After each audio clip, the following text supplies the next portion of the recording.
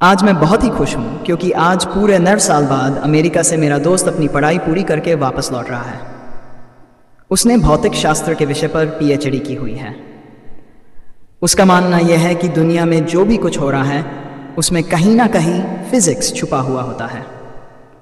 खैर जो भी हो, पर इस कहानी में ऐसा तो क्या हुआ कि उसकी फिजिक्स भी काम नहीं आई। चलिए आज हम पूरी कहानी बताते हैं। जब वह अमेरिका से वापस आया तो सीधे मुझसे मिलने के लिए मेरे घर पर आ गया और आकर ही मुझसे गले मिल गया। मैं भी उसे देखकर बहुत खुश हो गया। मैंने बोला, अरे शिवम, अमेरिका से कब लौटा? मुझे बताया भी नहीं। आज ही लौटा हूँ, तुम्हें सरप्राइज देना चाहता था, इसीलिए मैंने तुम्हें नहीं बताया। और बताओ, क्या हाल चाल है? घर में सब कैसे हैं? मैंने कहा सब बढ़िया है और घर में भी सब अच्छे हैं। तू बता, तू कैसा है? तुम्हारी पढ़ाई पूरी हुई क्या? हाँ, मेरी पढ़ाई तो कंप्लीट हो गई और अब मैं हमेशा के लिए इंडिया वापस आ गया हूँ। अब हम दोनों मिलकर खूब मस्ती करेंगे। मैंने कहा ठीक है, पर आज तुम्हें मेरे घर पर खाना खाने के लिए आना पड़ेगा। वह बोला, जरूर आऊँगा, और हाँ, उसके बाद हम कहीं घूमने जाएंगे, कुछ तूफानी करेंगे, ठीक है ना? मैंने बोला ठीक है। उसके बाद हम दोनों ने रात को खाना खाने के बाद हमारे गांव के पुराने मंदिर में घूमने के लिए गए। मैंने बोला, शिवम, क्या तुम्हें पता है ये मंदिर बहुत ही ज्यादा प्रसिद्ध है? उसने हैरान होकर बोला, ओह, तो यह है तुम्हारा तूफानी अंदाज। क्या यार, तुझे कोई अच्छी जगह नहीं मिली कि तू मुझे यहाँ ले आया? मंदिर? मैंने बोला, तुम चलो तो सही, बहुत मजा आएगा। लोगों का मानना है कि यहाँ भूत प्रेत जैसी आत्माएं रहती हैं। क्या सच में यहाँ पर भूत हैं? क्या तुम भी मजाक कर रहे हो? मैं नहीं मानता।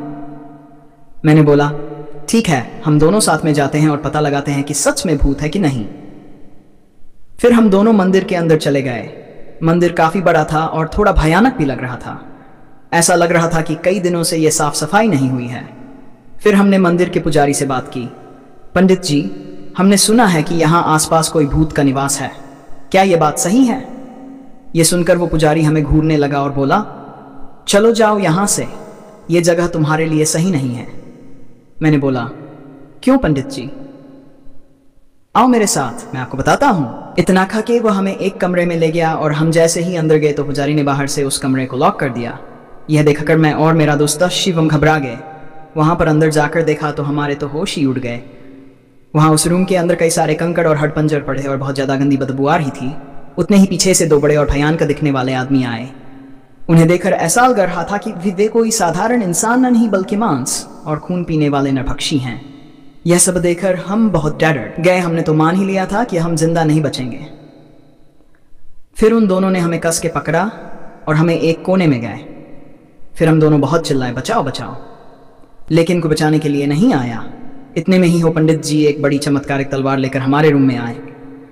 फिर उन तीनों ने रूम में आग लगाकर मंत्रोच्चार करना शुरू कर दिया। हमने यह सब देखकर डर के मारे और ज्यादा जोर जोर से चिल्लाने लगे। ठीक उसी समय किसी ने बाहर से रूम का दरवाजा खटखटाया। दरवाजे की खड़खड़ाहट सुनकर उन तीनों ने रूम की आग बुझा दी, दूसरे कमरे में चले गए। हमने तुरंत ही उठकर उस रूम का दरवाजा खोल दिया। दरवाजे के सामने उस मंदिर के ट्रस्टी और आसपास के रहने वाले लोग खड़े थे। हम कुछ बोलने से पहले उन लोगों ने हमें धमकाना शुरू कर दिया। तुम दोनों कौन हो? यहाँ मंदिर में चोरी करने के लिए आए हो? सच बताओ वरना हम पुलिस को बुलाएंगे। हमने सब सच बता दिया, लेकिन उन लोगों को हमारी बातों पर भरोसा नहीं हो रहा था, बल्कि उल्टा हमें डांटने लगे। तुम दोनों क्या बोल रहे हो? नशा करके आए हो क्या? ये मंदिर कई सालों पहले खंडर हो चुका है, यहाँ कोई पुजारी नहीं है। अब चलो यहाँ से वरना हम पुलिस को बुलाएंगे। यह सुनकर हमारे तो होश ही उड़ गए, क्योंकि हमने अभी तो जो देखा वह कि इंसान नहीं बल्कि उनकी प्रेत आत्मा ही थी। हम तुरंत ही मंदिर से बाहर निकल गए। बाहर निकलते समय मैंने मंदिर की खिड़की से अंदर देखा तो वे तीनों वहीं पर मौजूद थे और मुझे देखकर हंस रहे थे। मैं और मेरा दोस्त तुरंत बाइक लेकर घर पहुंच गए। आज भी मैं उसके बारे में सोचता हूं तो भी मेरा हृदय डर के मारे कांपने लगता है। दोस्तों, वीडियो पसंद आया हो तो वीडियो को लाइक और शेयर करें। धन्यवाद।